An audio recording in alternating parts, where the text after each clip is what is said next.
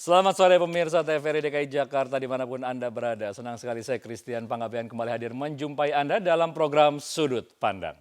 Ya tentunya pemirsa dalam dialog Sudut Pandang kita selalu menyajikan dialog dan topik-topik yang selalu hangat diperbincangkan. Dan khusus di episode kita kali ini saya ingin membahas dengan para narasumber yang luar biasa mengenai bagaimana kita dapat melegalisasi termasuk juga menjaga sesuatu yang kita kreasikan, kita ciptakan, kita inovasikan.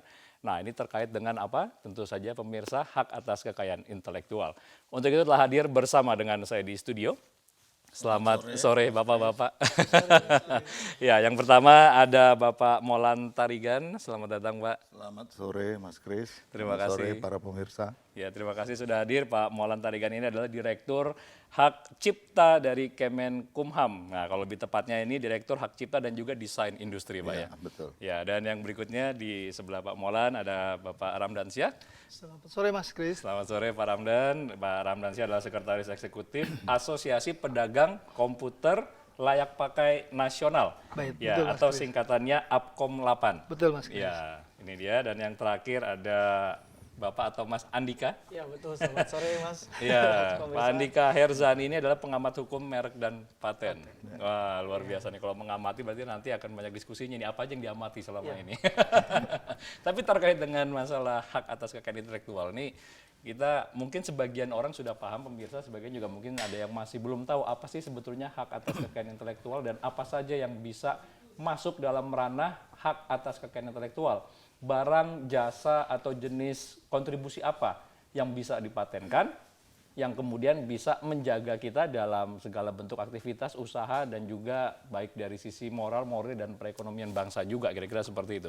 Yang paling mendasar Pak Molan, kita ingin mengawali dulu, ternyata ada perbedaan antara hak cipta, hak paten, dan hak merek. Yang sebetulnya secara keseluruhan itu bagian dari hak atas kekayaan intelektual itu sendiri.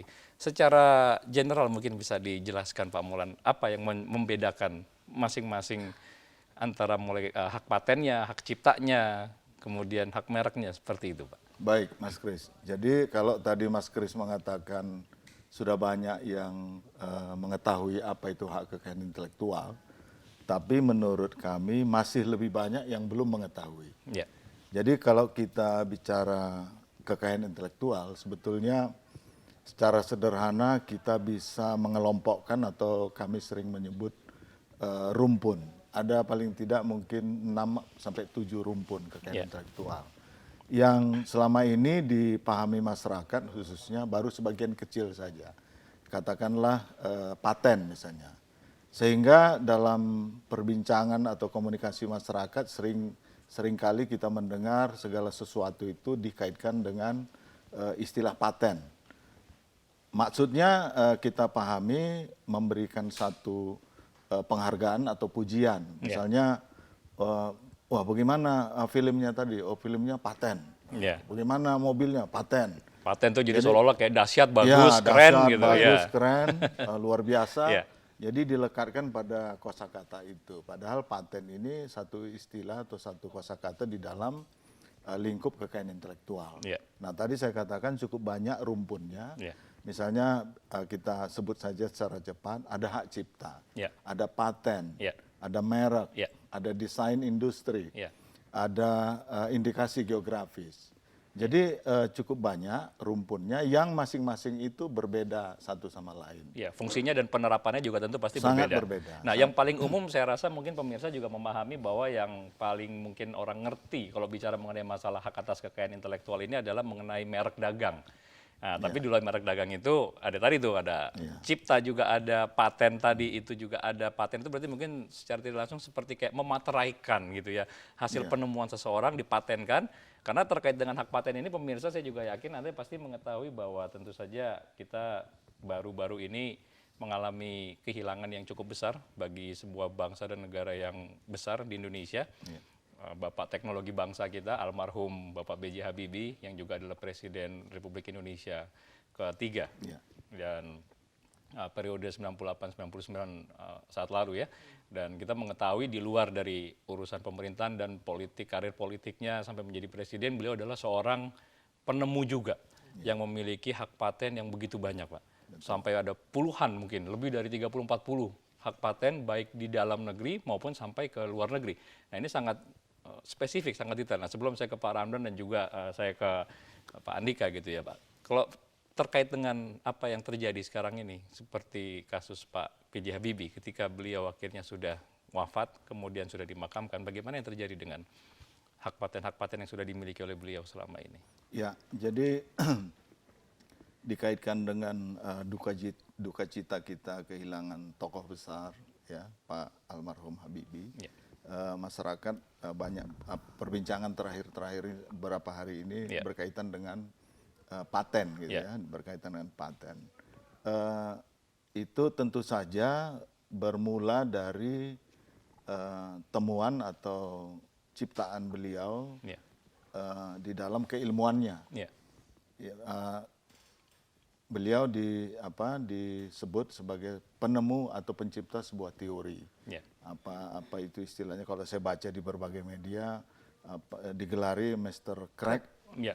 Itu semacam retak gitu ya, Ya. keretakan karena satu penemuan teknologi yang luar biasa. Jadi bisa meminimalisir dampak Dampak fatal atau ya, resiko meminimalisir dari ya, katanya yang bisa pesawat, terjadi, begitu ya, ya. yang bisa terjadi, betul. Nah, sehingga menjadi sebuah ciptaan yang sangat monumental. Ya. Nah, kalau bicara lebih jauh berkaitan dengan kekayaan intelektual, sesungguhnya ini awalnya tentu saja cipta, Ya. ya, bermula dari cipta. Dia mencipta satu teori yang kemudian berdasarkan teori itu bisa sebuah produk, Ya. gitu ya, diproduksi sebuah berdasarkan Ya. teori itu.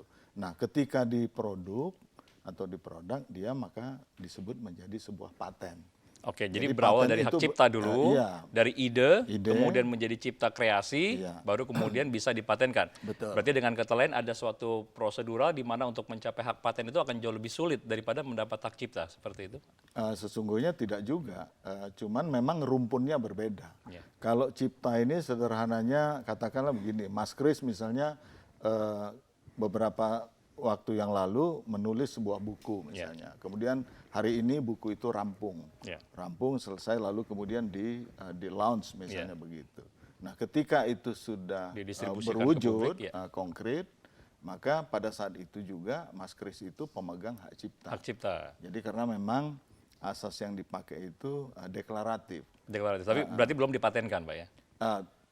Tidak semua karya Cipta, intelektual bisa bisa menjadi hak paten, kan? paten. Tidak semua. Yang menjadi paten itu lebih bersifat teknologi biasanya. Lebih bersifat teknologi industri juga mungkin seperti Ya, itu ya. ya, Ya, jadi bersifatnya lebih kayak ke formula. Betul. Ya, formula, rumusan terkait hal-hal seperti itu mungkin ya. Ya, lebih mudahnya secara awam itu bersifat teknologi lah. Ya, katakan bersifat begitu. teknologi. Teknis teknologi. Oke. Ya, kalau formula bisa juga, misalnya obat misalnya juga. Ya. Nah, bagaimana formulanya itu juga memang merupakan satu paten. Oke. Jadi paten itu juga banyak kan begitu ya. Oke, nanti kita akan ngobrol jauh lebih dalam lagi ke Iya, situ Pak Molan. Tapi betul. sebelum kita sampai ke situ, saya mau ke Pak Andika dulu nih. Pak Andika Iya. sebagai seorang pengamat nih Pak ya, pengamat hukum merek dan paten. Oh, pengamat hukum kemudian merek paten gitu ya. Nah, jadi harus paten juga jawabannya nih Pak. Artinya begini. Ketika tadi Pak Molan mengatakan bahwa sebetulnya untuk di wilayah Indonesia ini sendiri ya khususnya ya. Tadi banyak orang mengetahui bahwa hak intelektual itu penting, perlu gitu ya, dan sangat berguna, bermanfaat. Tapi ternyata masih jauh lebih banyak lagi yang tidak mengetahui apa yang sebetulnya terjadi sehingga bangsa kita sendiri belum begitu menyadari sebagai pengamat apakah sosialisasi yang kurang ataukah memang belum ada kepedulian sampai ke situ. Nah, itu seperti apa kondisinya? Ya, kalau dalam konteks hukum paten khususnya yaitu dalam umumnya itu hak kekayaan intelektual, di mana kurangnya ini terhadap para pelaku penciptanya ataupun pelaku usahanya, itu yang memang masih kurang atas pemahaman apa sih yang dimaksud dengan haki. Nah, padahal haki ini dalam konteks hukum itu ada dibagi dua cabangnya. Yang pertama ada hak cipta, lalu ada hak milik industri, yang salah satunya ada paten. Nah, paten berdasarkan Undang-Undang Nomor 13 Tahun 2016 tentang paten mengatakan bahwa di pasal 1 ayat 1-nya mengatakan paten adalah hak eksklusif pencipta, maksudnya dalam ini inventor, yang dia didirikan oleh negara, yaitu haknya, yang dapat dilakukan dengan terkait dengan teknologi. Nah, dari teknologi ini adalah dia boleh melaksanakan sendiri maupun melaksanakan dengan persetujuan orang lain untuk melaksanakan patennya. Nah, jadi si inventor ini memiliki hak eksklusif. Maksudnya hak eksklusif ini apa?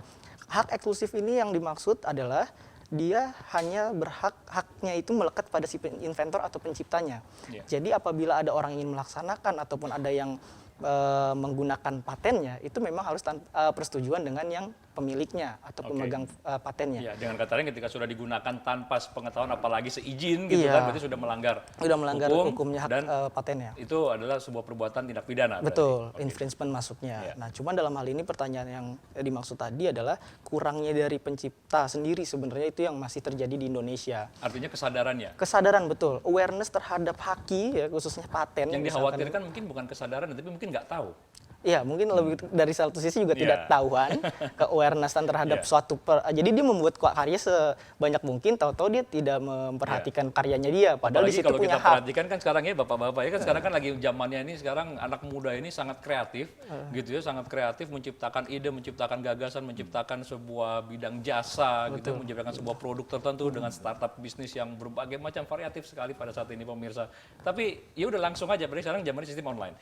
Yang kedua yang berbahaya juga adalah sekarang kita sudah memasuki era free trade, perdagangan bebas, di mana orang bisa dari luar datang menjual masuk, kita pun juga bisa melakukan hal yang sama. Betul. Karena hak paten ini, hak cipta, hak merek ini juga harus dipatenkan di masing-masing negara di mana kita akan melakukan perdagangan tersebut. Kira-kira begitu ya. Nah, kalau saya mau ke Pak Ramdan saya dulu Pak terkait dengan hak intelektual ini Pak, ini khususnya Bapak di bidang komputer, teknologi lah ya, bidang teknologi dalam hal ini spesifikasinya adalah komputer. Ini juga hal yang sangat sensitif sekali, karena kita sempat mendengar cerita bahwa beberapa tahun lalu sempat ramai sekali antara dua perusahaan raksasa besar teknologi Amerika Korea gitu ya, kita tidak perlu sebut brand lah gitu ya, akhirnya sampai datang ke Mahkamah Agung Supremacy Court di Amerika, dan kemudian pihak perusahaan raksasa di Amerika memenangkan pertarungan tersebut dan harus membayar sekian ratus juta dolar dari perusahaan teknologi ini Pak gitu. Itu kalau dalam komputer sisi yang lain gitu Pak ya, komputer ini juga banyak terjadi hal seperti itu. Kasusnya sebenarnya hari ini pun terjadi ya, kalau menurut saya, karena misalnya ada satu merek internasional Seagate misalkan itu Seagate teknologi PLC itu kan ketika mendaftar di Dijen Haki kan ditolak misalkan. Ada kemudian mensiasati orang Indonesia, kalau itu kan sama-sama perusahaan besar multinational corporation. Kemudian ada perusahaan-perusahaan yang kemudian saya nggak menyebutnya perusahaan ya, karena dia tidak punya, bukan inventor, tapi dia mendaftarkan merek ya, Seagate juga, tapi RFI misalkan, atau MFI, Made for Indonesia. Nah, kalau saya tanya tadi inventornya apa, penemuannya apa, nggak ada. Dia hanya mau daftarkan merek, tetapi kemudian memang diterima oleh Haki. Tetapi kelasnya kelas 9 tentang perangkat komputer yang sangat generik. Sementara Seagate itu punya dari cakram pemutar atau hard disk ya, SSD sampai macam-macam 130. Nah, kemudian hari ini saya lihat ada persoalan di Harko Manggado itu ada 3 kelompok pengusaha sebenarnya. Apkomindo, Asosiasi Pengusaha Komputer Indonesia yang sering pameran di Senayan, Pak Molan. Ada HMCC, Harko Mangga 2 Computer Center. Kalau kami di Apkom 8, Asosiasi Pedagang Komputer Layak Pakai. Layak pakai itu ada 2 sebenarnya. Jadi pedagang komputer yang rakit, yang kita nyebutnya jangkrik Pak. Bisa customize ya? Customize. Apa istilahnya kalau di lapangan Pak? Jangkrik Pak. Jangkrik. Kan rata-rata itu ini kayak kode film zaman dulu Pak Marco Pak. Jangkrik bos katanya gitu. Maksud saya menarik, Indonesia itu. Kenapa dibilang jangkrik Pak? Jangkrik itu kan apa? Dia pertama bunyi krik-krik gitu kan, artinya ketika dipasang di rakit, namanya rakitan Pak sebenarnya. Rakitan atau jangkrik ini sesuai kebutuhan customize kita. Kita mau i9 misalkan Intelnya yang terbaru. Kemudian saya mau pakai hard disk yang berbeda, misalnya Western Digital atau tadi ada Seagate atau yang lain. Atau saya pakai SSD yang lebih keren lagi. Kemudian VGA card-nya saya juga mau yang tipe terbaru pula. Jadi bisa customize. Sementara yang katakanlah merek-merek branded ya, internasional, ada Lenovo, ada macam-macam ya, Samsung. Itu kan dia nggak bisa customize. Dia udah paket build up. Ya, seperti inilah adanya. Seperti ini. Dan itu Indonesia dari tahun 98 sampai sekarang ketika reformasi, maksudnya kerusuhan sosial dulu, harga mahal, sehingga kemudian mengakali gitu loh. Nah, jadi berawal kira-kira dari situ. Dari situ. Nah, ini menarik karena apa? Ternyata satu produk internasional itu nggak bisa mendaftarkan sekaligus Pak. Tapi kemudian disiasati sama orang-orang Indonesia, bikin miripnya Seagate, tapi kemudian pakai tambahan. Padahal itu udah bukan barang yang namanya Seagate yang beda internasional. sebetulnya.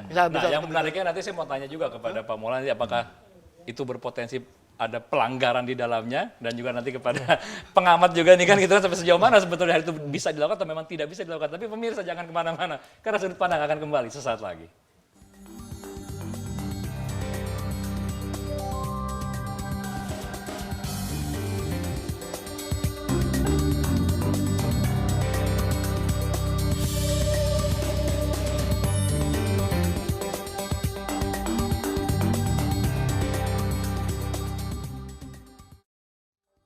Pemirsa, kita kembali lagi masih dalam sudut pandang dan masih membahas topik dan tema kita di kesempatan sore hari ini mengenai hak atas kekayaan intelektual. Kita sambung dulu pembicaraan yang tadi sempat terpotong karena tadi seru sekali Pak, ya, khususnya mengenai tadi beberapa produk yang bisa di-customize, khususnya mengenai perangkat komputer. Nah ini kalau mengenai perangkat komputer seperti ini, memang tadi Bapak katakan bahwa banyak sekali perangkatnya dan mereka langsung masuk minta mau dipatenkan gitu kan ya, karena memang ketentuannya adalah bahwa kita harus memahami pemirsa kalau memang kita ingin barang kita dipatenkan, ide kita, produk kita itu memang kita juga harus mematenkan, mendaftarkan ke negara di mana kita ingin mengekspor. Kira-kira seperti itu, ataupun kita mengimpor, kira-kira seperti itu Pak ya. Terkait dengan kondisi yang terjadi tadi Pak, itu celah potensi pelanggarannya sampai sejauh mana? Apalagi yang dikhawatirkan kan kalau memang dari A sampai Z-nya mereka ingin patenkan semua, apakah itu nanti berpotensi juga dapat memonopoli? Itu kan yang kita khawatirkan Pak, seperti itu. Nah, dan bagaimana pemerintah melihat hal ini supaya juga tidak mematikan industri lokal yang ada? Ya, jadi kalau tadi dicontohkan sebuah komputer gitu ya, di dalam sebuah yang kita sebut produk komputer gitu, itu cukup banyak kekayaan intelektual di situ. Di situ ada potensi hak cipta, di situ ada desain, di situ ada paten, di situ ada merek juga. Nah itu rumpun yang berbeda-beda, yang bisnis prosesnya juga berbeda, perlindungannya juga berbeda. Misalnya kalau tadi mengambil contoh paten itu diberi perlindungan sampai dengan 20 tahun. Tidak bisa diperpanjang. Nah kalau desain lain lagi begitu, cipta lain lagi. Pertanyaan Pak, 20 tahun paten tidak bisa diperpanjang? Tidak diperpanjang, kecuali kemudian diperbarui yang kita sebut dengan penemuan baru lagi, disebut dengan invensi. Nah penemunya disebut dengan inventor. Jadi dia diupdate terus begitu. Jadi kalau tadi dikaitkan dengan monopoli, ya betul. Jadi di sini ada situasi monopoli, tetapi ini kan legal gitu ya, artinya berdasarkan undang-undang. Nah oleh karena itu monopoli di sini juga ada limitasi, makanya 20 tahun setelah itu tidak dapat diperpanjang. Artinya setelah 20 tahun itu menjadi milik umum. Jadi menjadi generik atau milik publik? Milik publik, kita sebut dengan public domain. Public domain, selama 20 tahun. Ketika 20 tahun itu belum habis, kemudian ada sesuatu terjadi dalam tanda kutip misalkan, apakah hak paten itu bisa diwariskan Pak? Oh bisa, tentu diwariskan saja. kepada pribadi, keluarga, atau kepada perusahaan? Kepada pihak lain, atau kepada tadi yang disebut tadi misalnya dengan lisensi atau bagaimana, ya itu pengalihan hak namanya. Pengalihan hak ya? Atau beralihnya hak. Tapi setelah masa perlindungannya selesai, maka dia menjadi milik umum. Kita sebut dengan public domain. Public domain. Jadi itu rasa keadilannya di situ, bahwa ini kok dimungkinkan monopoli, ya memang harus diberi waktu yang kita sebut dengan monopoli, karena untuk sampai pada sebuah penemuan itu juga kan butuh satu butuh satu ketekunan, butuh sejumlah biaya dan lain sebagainya. Dan tentunya pasti butuh waktu juga untuk membuktikan proven kepada publik bahwa itu memang layak untuk dikonsumsi oleh publik, kira-kira seperti itu. Ya karena memang kalau kita melihat dari data yang sudah ada, bapak-bapak yang ada di sini dan juga pemirsa yang ada di rumah ya, kita mengetahui bahwa data yang ada itu kurang lebih sekitar lebih dari 14 sampai 15 ribu per tahun ya Pak ya, yang mendaftar ya terkait dengan hak paten. Ya, tetapi yang disayangkan di sini pemirsa adalah dari banyaknya 14-15 ribu hak paten yang diajukan setiap tahun per tahunnya, itu yang mendaftarkan dari lokal atau Indonesia sendiri itu hanya tidak lebih dari 15%. Seperti 15%. Artinya 85% itu semua itu adalah produk dari luar negeri. Apa yang terjadi Pak Andi? Ya itu lagi-lagi kita kalau mendapatkan suatu perlindungan hukum khususnya dalam ini paten, kita harus melihat juga dari persyaratannya, yang dimana paten ini ada memiliki 3 syarat utama. Di situ ada kebaruan, yang kemudian ada langkah inventif, yang ketiga dapat diterapkan industri. Nah, dalam hal ini, dalam pengujian ataupun dalam pemeriksaan sesuai dengan Direktorat Jenderal Kekayaan Intelektual, itu juga membutuhkan waktu yang lama. Nah, jadi banyak sekali orang-orang yang ataupun pencipta ini sudah melakukan pendaftaran, tapi banyak sekali juga ada intervensi dari lain untuk digagal atau pembatalan, seperti itu contohnya. Nah, misalkan dalam hal ini, paten ini lebih banyak kepada temuannya misalkan banyak yang nggak terdaftar tuh karena misalkan udah ada di yang saat sebelumnya. Dan kita juga perlu ingat bahwa untuk menanggapi yang tadi seperti Pak bilang ini adalah monopoli dari konteks Indonesia khususnya, itu banyak sekali yang belum begitu paham akan pendaftaran seperti itu. Nah, di mana juga dalam konteks hukum haki khususnya itu juga mengenal dengan prinsip teritorial. Jadi walaupun seperti kasusnya Pak almarhum Habibie, dia mempunyai paten begitu banyak di Jerman, di Indonesia, dan bahkan kita nggak tahu di Eropa lainnya. Tapi perlu saya tegaskan bahwa di sini ada prinsip teritorial, di mana prinsip teritorial hanya di wilayah tertentu dia mendapat perlindungan. Jadi walaupun kita artinya di mana dia mendapat perlindungan, di mana dia mendaftarkan patennya tersebut atau produknya tersebut. Betul. Dari prinsip teritorial kita mengenal juga dengan sistem hukum first to file, yang dimana pertama kali dia mengajukan pendaftaran, maka dia yang dilindungi. Jadi apabila ada orang yang mengajukan bahwa itu tidak bisa, karena udah ada berbicara mengenai prinsip teritorial tersebut, apakah tidak ada hukum internasional yang mengatur apabila memang sebuah brand ini sudah merupakan brand internasional, kemudian memang masuk ke suatu wilayah, tapi ada kemungkinan belum ada pendaftaran. Ya, itu. Tapi tetap ada, bisa apabila ada orang yang melanggar atau membuat tiruannya, kira-kira seperti itu sederhananya. Tetap kan ada unsur pidananya di dalam situ. Mungkin terjadi juga kalau dari komputer, Pak Ramdan. Ya, kalau di komputer sebenarnya bukan namanya cloning ya.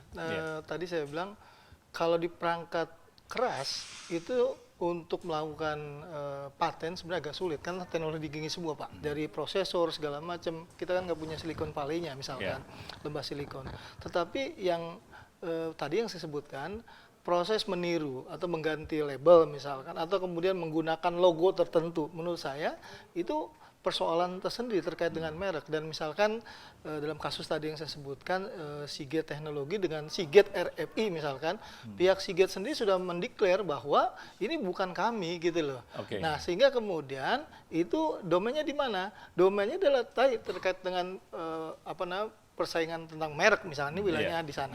Kemudian juga kalau boleh saya kutip sedikit bahwa namanya hak cipta, paten dan seterusnya itu memang terkait dengan monopoli. Artinya ada berapa Indonesia mengikuti itu ya, artinya boleh yang kemudian ada beberapa pasal yang kemudian menolak itu untuk melakukan monopoli. Batas toleransi monopoli itu sampai sejauh mana, Pak? Khususnya di bidang teknologi ini.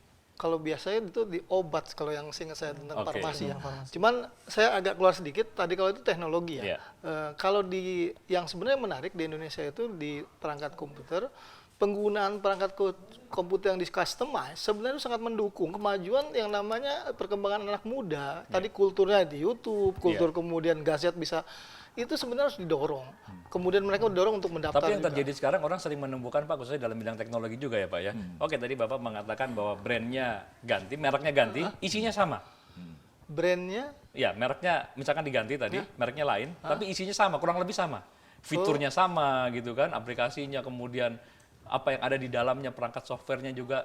Yang sering terjadi kan apalagi dengan sistem customize tadi kan Pak, kalau komputer kan sering seperti itu Pak. Ya justru kalau customize sebenarnya itu Indonesia banget sebenarnya. Karena saya bisa beli dengan... Kalau pembelaan dirinya itu kreativitas Pak ya? Kreativitas. Enggak, maksud saya gini, saya mau mendorong bahwa hari ini kan ketika bicara tentang paten, merek segala macam, kan kita mau meningkatkan pertumbuhan ekonomi. Ya, kemudian negara akan mendapatkan pendapatan dari sana kalau dia mendaftar, apalagi di luar negeri. Hari ini kita lihat, tadi kalau saya bilang tadi produk hardware ya, di software, perangkat-perangkat kita ini, rendering film animasi, kemudian produk-produk yang software yang sudah dibuat orang Indonesia, itu sudah mulai banyak digunakan. Dan menurut saya, ini dengan tidak perlu mahal, yang customize tadi 2 juta, 2,5 juta dengan teknologi yang sederhana, kita customize saja. Karena kebutuhan hard disk itu nggak perlu berapa tera gitu loh. Hari ini kan seolah-olah pengen beli hard disk 5 tera. VGA card tuh harus yang kemudian yang paling ngetop i10, 50, 70 misalkan. kan itu nggak perlu gitu loh. Apa kalau kecuali buat nambang ya, mining ya. Iya. Nah, maksud saya kalau buat bikin software yang sederhana, kemudian bisa didaftarkan, wah itu mendapatkan penghasilan, bisa kemudian mendapatkan daerahmu, mendapatkan nasional. Nah, yang customized dan murah, tetapi juga tidak melanggar hukum, ini yang kemudian harus kemudian di kita ya, kita dorong gitu loh. Tetapi juga jangan sampai kemudian merugikan konsumen. Maksud saya ketika mengcustomize, kami para pedagang harus bilang ini barang baru loh, ini barang bekas. Karena apa? Terkadang yang namanya apa pembeli itu pengennya apa? Saya nggak perlu harus gede-gede, 250 giga kan kecil Pak. Hari ini bahkan masih ada yang 60 giga. Aduh, 60 giga itu zaman 98 kali Pak. Maksud saya artinya selama dia konsumen diberikan informasi yang baik, benar gitu bahwa ini garansinya cuma 1 bulan, yang bekas itu misalnya segitu ya, kalau yang baru itu harus 1 tahun, 3 tahun. Tapi terkadang ada yang menggunakan bekas di garansi 1 tahun. Padahal itu bekas, nggak bisa, apalagi pakai logo yang lain gitu. Ini konsumen rugi, karena apa? Ada RPM, rotation per minute ya gitu. Nah, itu secara teknisnya Pak, apa yang dilakukan, kemudian apa yang diaplikasikan di tengah masyarakat seperti itu. Dari sisi pemerintah Pak, melihat dari Kumham sendiri dan Bapak khususnya di bidang haki, melihat apa yang terjadi di perdagangan seperti ini Pak, customize, teknologi seperti itu. Sebetulnya itu sudah masuk ke dalam pelanggaran nggak Pak? Belum tentu juga Mas Kris. Jadi kan kita seringkali, acap kali mengkampanyekan karena sesuatu penemuan itu kan kadang-kadang juga adalah proses pengembangan dari penemuan sebelumnya. Oleh karena itu kita sering menghimbau masyarakat dengan istilah atau singkatan ATM. Amati, tiru, modifikasi. Nah, poin pentingnya adalah dimodifikasinya. Meniru 100% tentu saja pelanggaran. Tapi kalau dia mengembangkan yang kita sebut dengan inovasi, ya tidak merupakan satu pelanggaran. Nah, pertanyaan sederhananya Pak, di lokasi seperti yang tadi Bapak sebutkan, di tempat-tempat seperti itu Pak, yang melakukan kustomisasi seperti itu ya, seberapa sering mendapatkan razia? Nah, kalau artinya kan nanti kita akan lihat ya, kita juga akan melihat gitu kan. Nah, ini benar nggak nih bahwa itu sebenarnya nggak terlalu pelanggaran, tapi ini sebenarnya tapi dirazia sampai sebegitunya, ternyata berarti itu sudah pelanggaran juga nih, jangan-jangan nih. Sebenarnya kan terkait OS ya, yang kita ada yang Linux, ada yang berbayar kan, misalnya yang Microsoft itu harus bayar, dan kemudian hampir kesadaran para pengguna hari ini supaya takut dengan virus memberi yang kemudian license. Yang license, yang legalnya ya. Legal. Oke, Pak Ram, nanti kita lanjutkan sebentar karena kita ada telepon. Ya, halo, selamat sore. Halo, selamat sore. Selamat sore, dengan Bapak siapa di mana Pak? Dengan Pak Andi di Jakarta Timur. Baik Pak Andi, silakan. Ada pertanyaan atau ada yang ingin ditanggapi? Ada beberapa hal yang ingin saya tanyakan. Baik. Mungkin masing-masing narasumber bisa menjawab. Ini kaitan dengan bagaimana proses pesan hak paten. Apakah melalui proses yang cepat atau lama? Baik. Yang berikutnya juga bagaimana kompensasi atau royalti yang akan diterima ketika hak paten itu telah berjalan. Halo? Ya, baik Pak. Dilanjutkan Pak Andi. Ya. Berikutnya juga, apakah hak cipta atau hak paten itu berlaku umum di setiap negara? Artinya, misalnya ketika saya punya hak paten di Indonesia, apakah itu berlaku umum ketika saya ada di negara lain? Baik. Baik Pak Andi. Kemudian dari sisi hukum, sebenarnya hukuman yang akan diterima ketika pelanggaran haki itu terjadi. Baik. Ini laporannya ke siapa gitu, ancaman pidananya siapa? Baik Pak Andi. Ya. Terima kasih Pak Andi dari Jakarta Timur yang sudah bergabung bersama dengan kami dalam Sudut Pandang. Ya, jadi ada 3 pertanyaan plus 1 ya terkait hukumnya tadi terakhirnya. Kalau tadi mengenai bagaimana di negara lain, tentu tadi ke prinsip teritorial. Tapi nanti kita akan membahas jauh lebih dalam ke situ karena kita akan kembali saat lagi. Pemirsa jangan kemana-mana, tetap di Sudut Pandang.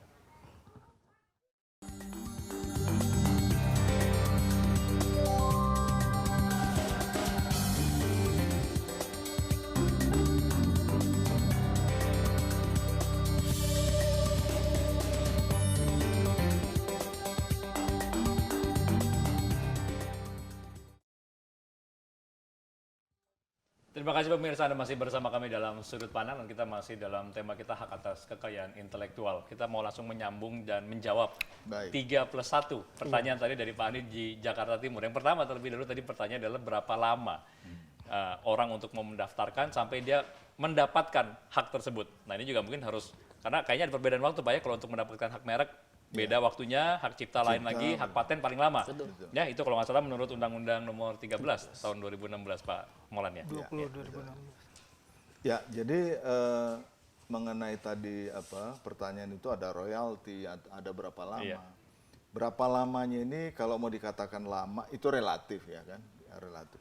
Kita pandang itu sebagai cukup lama ya boleh saja, tapi dipandang itu satu kewajaran juga boleh saja. Tapi poinnya yang ingin saya katakan begini, ada kesepakatan secara internasional. Kita kan terikat juga kepada Konvensi. kesepakatan-kesepakatan kita dengan pihak lain yang kita sebut dengan internasional. Baik. Misalnya HAKI itu kan ada organisasinya yang kita sebut dengan WIPO, World Intellectual Property Organization, berpusat di Jenewa di Switzerland. Nah, jadi berapa lama? Memang itu cukup lama. Karena apa?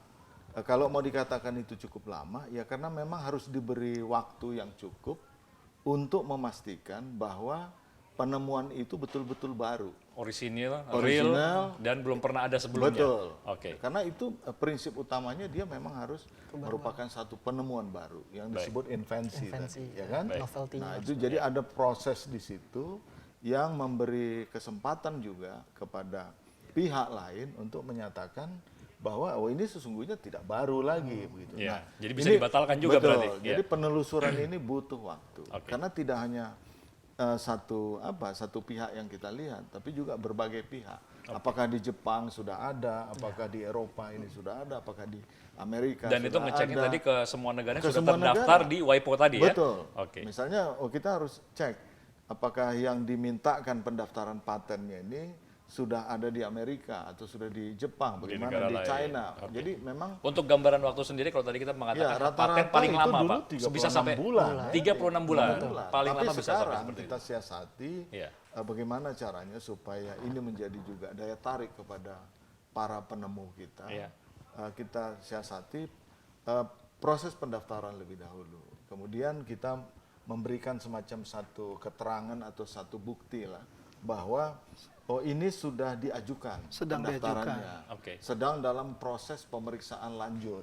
Iya. Nah, dengan ini kan sebetulnya sudah ada pegangan bahwa ada sesuatu yang baru yang merupakan satu calon dalam tanda kutip calon paten. Baik. Ya kan, calon paten. Baik. Jadi jangka waktu selama-lamanya tadi 36 bulan, Ya. secepat-cepatnya Ini kita sekarang rata-rata 18 bulan sudah bisa. Sudah Untuk hak apa? paten Pak ya? Iya. Tapi untuk hak merek tadi lebih Nah, cepat kalau lagi pasti untuk ya? cipta kita berani mengatakan dengan bangga hari ini 1 hari selesai. Hak cipta? Mas Kris misalnya punya novel atau punya Lagu. satu lagu. Iya. Nah, coba di download atau hubungi itu webnya atau linknya Direktorat Jenderal Kekayaan Intelektual. Di situ banyak apanya. Bisa langsung dicek di situ. Bisa diproses di Unggah, situ. 20 mega. Diunggah di situ. Itu dalam 1 hari selesai. Dan itu Bisa ketahuan hasilnya apakah Iya. memang betul bisa dihak ciptakan atau Betul, tidak, kira-kira betul, seperti itu ya. betul. Tapi sayangnya masih banyak juga artis-artis kita yang menciptakan kekayaan intelektual berupa seni ya, atau musik ini yang masih banyak dibajak juga tapi sayang ya. Oke, kita lanjut tadi ke pertanyaan kedua mengenai royalti itu seperti apa Pak? Kalau royalti sebagaimana tadi yang ditanyakan itu sebetulnya terpulang pada kesepakatan. Oke. Kesepakatan siapa pemegang patennya. Iya. Misalnya Mas Kris dengan saya misalnya begitu kan. Lah saya mau diberi royalti berapa atas Berarti paten tidak ada misalnya. ketentuan hukum atau Tidak ada. undang-undang yang mengatur, tetapi itu diserahkan berdasarkan kepada pihaknya kesepakatan. saja. Pihaknya saja. Iya, Itu kesepakatan. semacam perjanjian dua belah pihak Akan saja. seperti apa, diberikannya kepada siapa, berapa lama jangka waktunya, dan Betul. sistemnya seperti apa. Betul. Itu based on agreement ya Pak, ya, berarti kesepakatan bersama ya. Perjanjian Oke. kembali kepada perjanjian perdata ya Pak ya? Iya, 13. jadi kesepakatan dua pihak. Kedua pihak. Iya, iya kesepakatan Mau dua dihargai pihak ini berapa disepakati kalau mau bersama. disebut itu Baik, sebuah harga gitu ya. Iya, Mas Andika juga tadi Pak Andi menyinggung mengenai masalah prinsip teritorial tadi ini kan. Bagaimana apabila saya punya produk ingin ke negara lain. Seperti tadi kita sudah singgung juga tadi pemirsa di segmen kita yang kedua tadi sudah sempat disinggung bahwa sebetulnya itu ada yang namanya prinsip teritorial, di mana kita harus mendaftarkan hak paten kita ke negara di mana kita ingin mengekspor produk atau jasa kita. Kira-kira seperti itu. Dan yang terakhir aja mungkin langsung mengenai masalah hukumnya. Tadi, kalau dari sisi hukumnya seperti apa sih ketika ada orang melanggar, kemudian tindak pidana seperti apa yang akan dihadapi? Kalau untuk masalah infringement berarti ya, untuk khususnya paten, memang kalau kita melihat dari konteks hukum Indonesia, dia balik lagi terhadap deliknya. Deliknya ini masih aduan, beda dengan pada sebelum 2014 yang masih delik biasa. Jadi ada intervensi kuat terhadap pemerintah selaku melaksanakan kegiatan ini, yaitu misalnya dengan didukung oleh polisi dan PPNS, untuk tindakan-tindakan yang pelanggaran itu bisa langsung dieksekusi seperti itu. Tapi apabila misalkan karena aturannya menjadi delik aduan, jadi ya tanpa ada pelaporan tidak bisa dilaksanakan. Jadi dengan ada pelaporan baru itu bisa dieksekusi, kayak seperti itu. Dan kemudian untuk hak paten ini tadi mengingat pertanyaan yang kenapa lama sih? Karena kita jangan lupa lagi terhadap syaratnya yang ada 3 tadi. Ada kebaruan. Nah, kebaruan ini maksudnya seperti apa? Kebaruan ini adalah belum pernah ada pada saat tanggal penerimaan atau pengajuan awal dia mendaftar.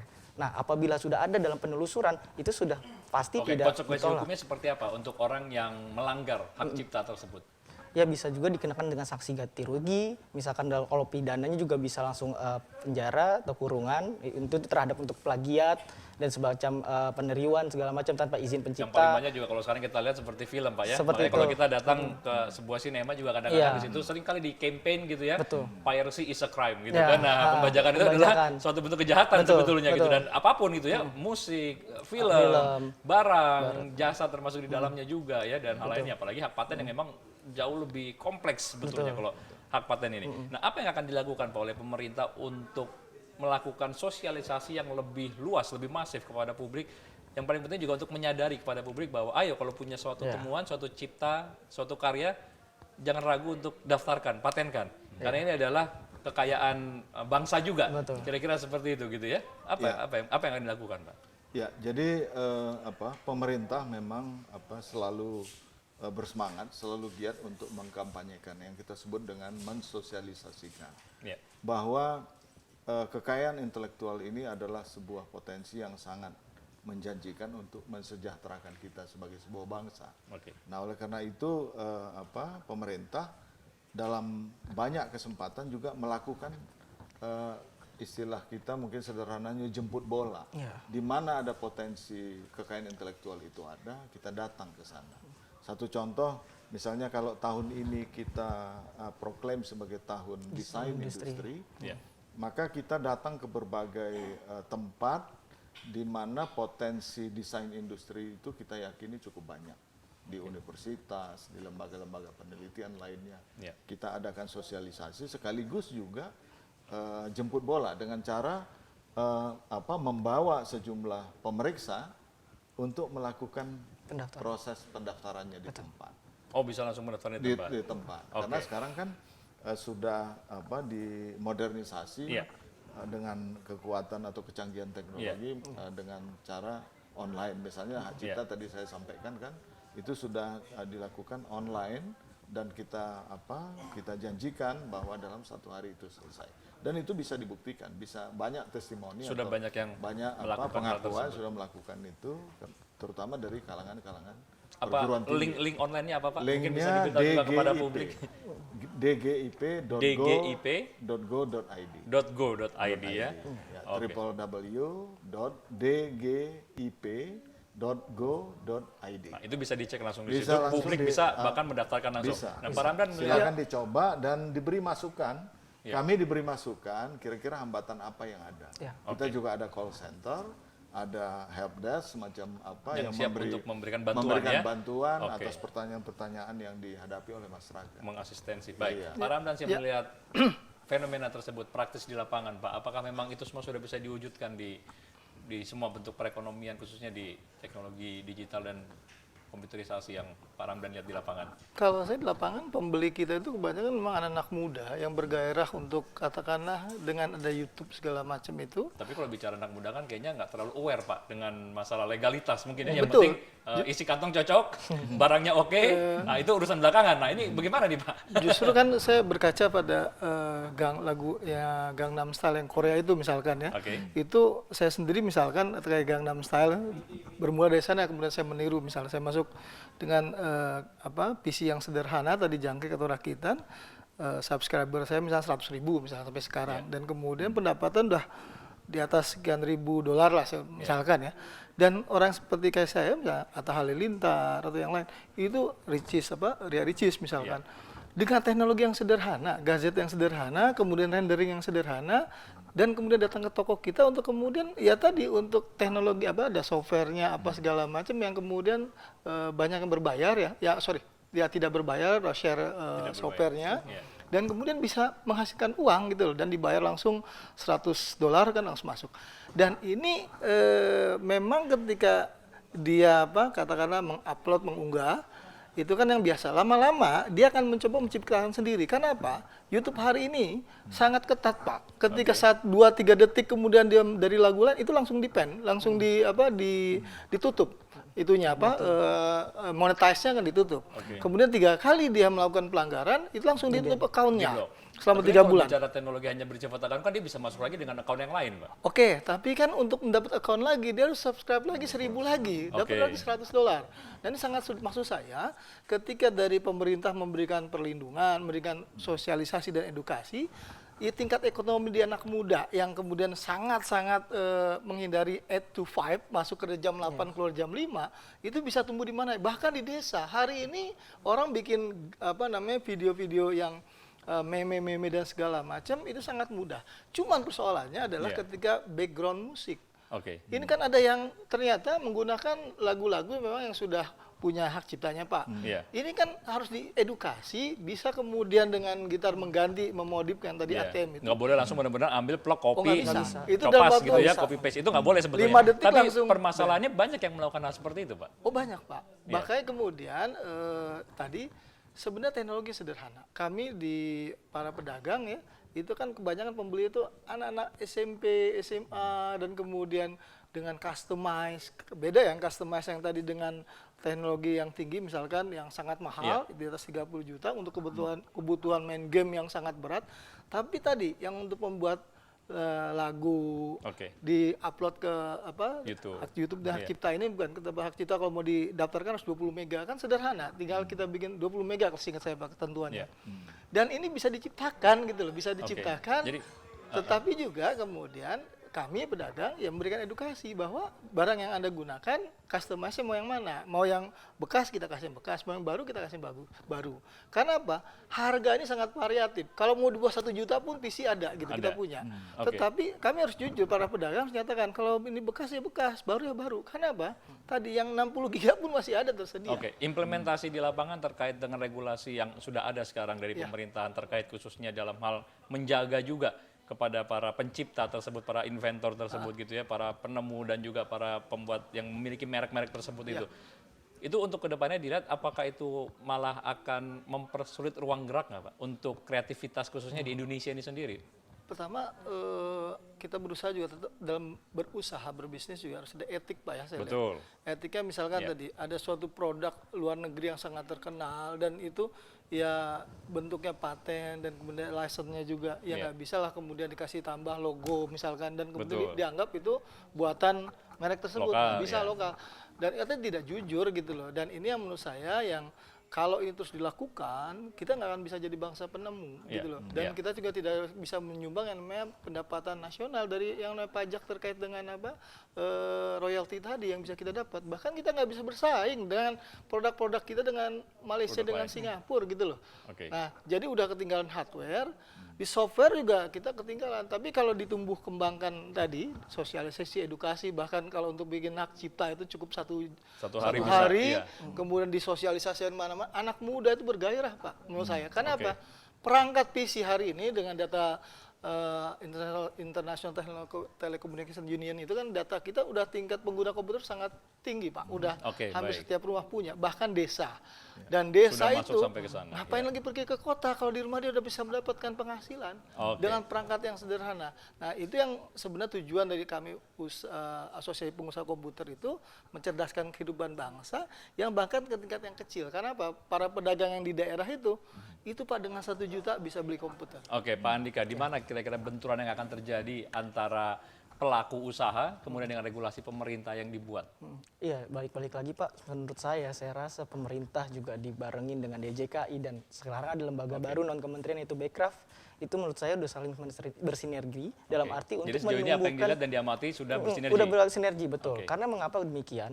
Karena tetap balik lagi, para pelakunya ini, pelaku usaha yang masih kurang aware. Akhirnya banyak banget masih pelanggaran-pelanggaran yang terjadi.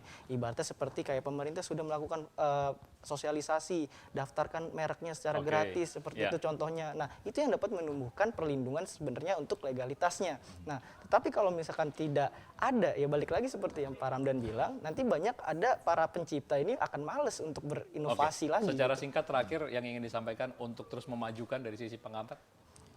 Ya, kalau menurut saya jangan sampai kita ketinggalan dengan seperti Prancis yang sudah mempunyai taksi online terbang seperti itu. Nah, kita tuh harusnya masyarakat ini diberikan wadah seperti apa, misalkan dari pemerintah memberikan sosialisasi, ada peruntukannya seperti apa, maksudnya ini ranahnya kemana, patenkah, RK, hak ciptakah, apabila itu sudah ke-trigger untuk masyarakatnya untuk tahu dan paham, akan kedepannya dapat meningkatkan produk domestik bruto, khususnya Indonesia ini menjadi tinggi di mata global. Karena kita sebagaimana ketahui, haki ini memang berbasis dari sumber daya manusianya.